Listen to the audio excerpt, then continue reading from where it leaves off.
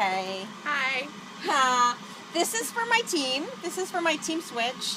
You guys were here with me. Like, seriously, Steph represented team. Steph represented Steph. She's one of my very best friends. But it was super important to me. My work is a part of who I am. And I'm super proud of my daughter. Christina's at the end of Lean Eating. Literally peaks like next week. And this is very important for me to share. Christina did this entirely on her own. I saw you half a dozen times in the year that you did Lean Eating. I took maybe 1 or 2 pictures. We talked about it 1 or 2 times. Did this all on her own. If you don't mind, do you mind talking a bit about this transformation? Because it is epic, it's stunning. Sure. Okay. Well, I was at university from September to April of 2012/13. And when I started Lean Eating in the last July cohort. So I've lost 35 pounds-ish now, 10% body fat of lots of inches. And yeah, like people keep asking me about it, and I was like, I don't really feel like I did anything all that crazy. I don't feel like I tried all that hard. And not because I didn't put effort into it, but because the way that Lean Eating is, it just gradually becomes part of your life. And it wasn't about restrictions, and it wasn't about like, I'm going to be perfect all the time and do this to a T, because as a student and working part-time and volunteering and all this stuff, that's just, and I'm sure, other people being a parent and whatever, it's not realistic. So Mom would call it low-hanging fruit. So you go after what's attainable for you, and like one little thing that I started doing was when I went to the grocery store, I would pick a new food every week or every 2 weeks whenever I went grocery shopping, and I would implement that into my recipes, cooking, and now I love cooking, and it's an adventure, and I don't know, so that's for that. And I'm active. You inspired me on that, I started eating avocado because I inspired her. My daughter inspired me to try new foods every week. Yes. And now that Brussels sprouts. Yes. Yeah, Brussels sprouts. Yes. People, you don't boil them. That's you the roast key. them. You roast them or saute them. Yes. That's the key. And Herbamare. I just want to rave for a little bit second about Herbamare. I'll put a link instead of on. salt. Okay. It's real good. And yeah, so I don't know. I don't know if that makes it seem bad, but I wasn't super compliant necessarily with my workouts because I was busy and my schedule was all over the place. But for me, I knew that my core, I needed my sleep to be right. That was really important for me. I used to pull all-nighters with school all the time.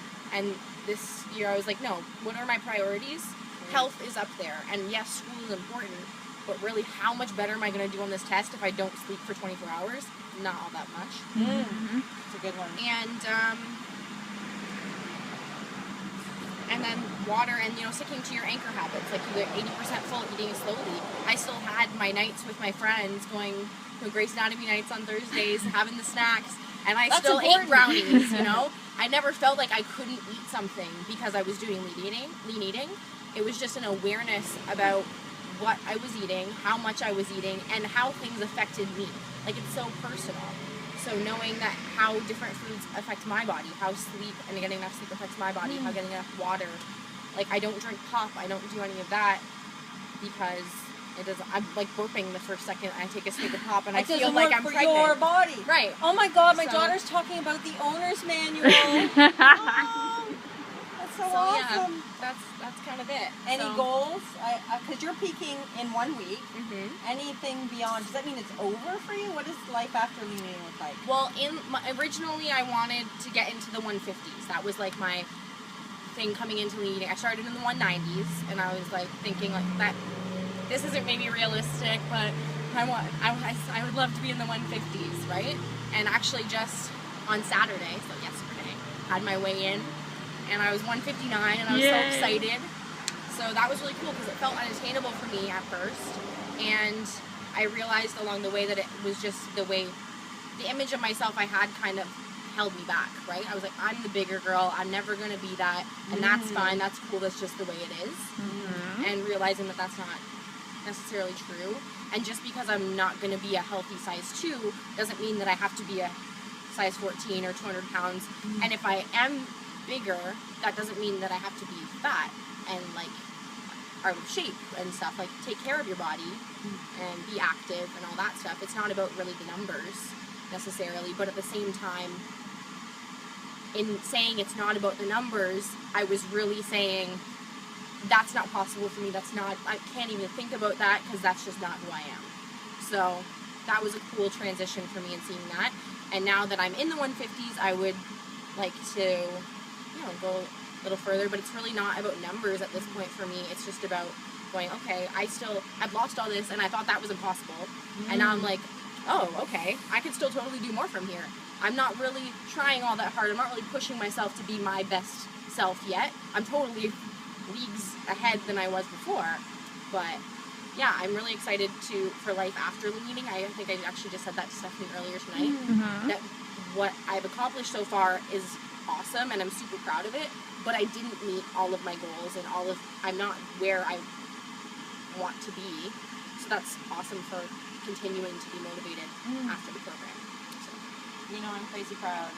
Crazy proud. I'm crazy proud that you did it on your own, and I blame John Berardi today. Christina said, it was so crazy. I was like thinking about what I eat, I had my food planned, and like planned this wedding, and I'm like, I know you like think that was my thing, but it was John Berardi's thing. Because I said I have Elevate Me bars and almonds in my purse when we went to get our hair done and stuff this morning, and I had another wedding yesterday, and I brought them in my purse too for between the ceremony and the reception in case I needed a snack. And I had Elevate Me bars and raisins, and we did not connect on this. That is the power of precision nutrition and lean eating, and that just makes me proud that it was your journey, not my journey. And my coach Eileen, I'll give her some props right now because she helped me out a lot, right? Like, and she recommended the Elevate Me bars. True story. So very true. I just it's important for me for Eileen to know and for everybody else that my results are not because my mom's a coach. That's super awesome. I was involved so little. Like, my mom's always been a healthy person, and I've always been a pretty not healthy person. So the change hasn't been her being there. Very true. Thank you. It's been wonderful. Thanks, guys. See you next week.